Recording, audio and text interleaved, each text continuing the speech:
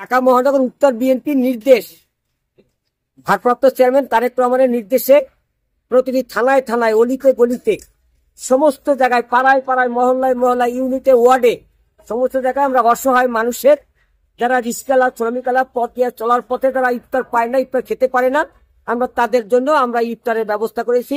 ঢাকা মহানগর উত্তর বিএনপির পক্ষ থেকে আমাদের ভারপ্রাপ্ত চেয়ারম্যান জনাব তারেক রহমানের নির্দেশনায় আমরা এই দায়িত্বটুকু পালন করি।